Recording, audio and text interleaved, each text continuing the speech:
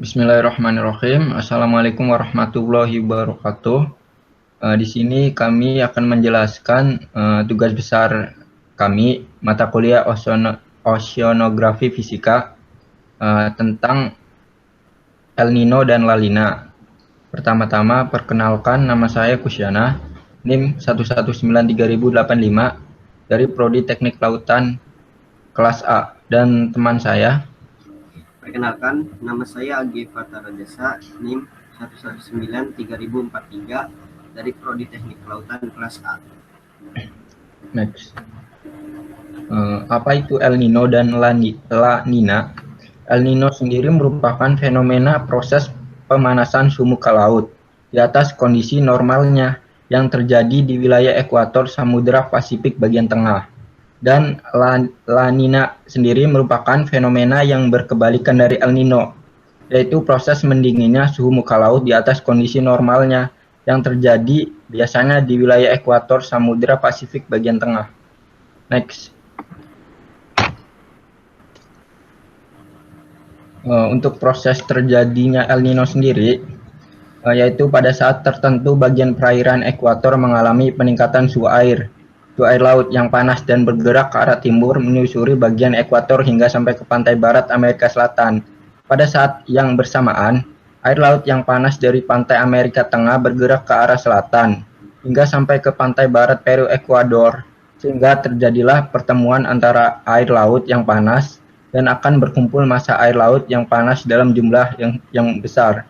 Permukaan air laut yang panas tersebut kemudian menyebarkan panasnya pada udara di atasnya, sehingga udara di daerah tersebut memuai ke atas menyebabkan konveksi, dan terbentuklah daerah bertekanan rendah di pantai barat Peru, Ekuador. Akibatnya, angin yang menuju Indonesia hanyalah membawa sedikit uap air, sehingga pada El Nino terjadilah musim kemarau yang panjang pada wilayah Indonesia. Next. Nah, untuk proses terjadinya La Nina, La Nina yaitu ketika air laut yang panas dari arah timur menuju ke arah barat hingga sampai ke wilayah Indonesia. Akibatnya, wilayah Indonesia akan berubah menjadi daerah bertekanan rendah, dan semua angin di sekitar Pasifik Selatan dan Samudra Hindia akan bergerak menuju Indonesia. Angin tersebut banyak membawa uap air, sehingga di Indonesia akan mengalami musim hujan yang lebat. Next. Dampak terjadi kedua fenomena tersebut. Untuk dampak terjadinya fenomena tersebut pada dunia atau secara global, seperti potensi hujan yang meningkat di bagian barat Ekuador Samudra Pasifik, curah hujan berkurang di bagian timur Samudra Pasifik, sirkulasi monsoon jadi menguat, terjadinya Walker percolation dan efek kupu-kupu karena adanya anomalia suhu pada SML, suhu muka laut. Next. Dan selanjutnya, dampak terjadinya kedua fenomena tersebut secara khusus di Indonesia. Tentu El Nino dan La Nina berdampak khusus di Indonesia.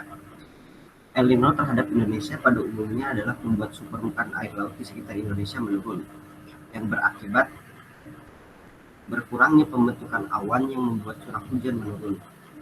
Sementara dampak La Nina di Indonesia adalah meningkatnya curah hujan di wilayah Pasifik Ekuatorial Barat, yang dimana Indonesia termasuk di dalamnya.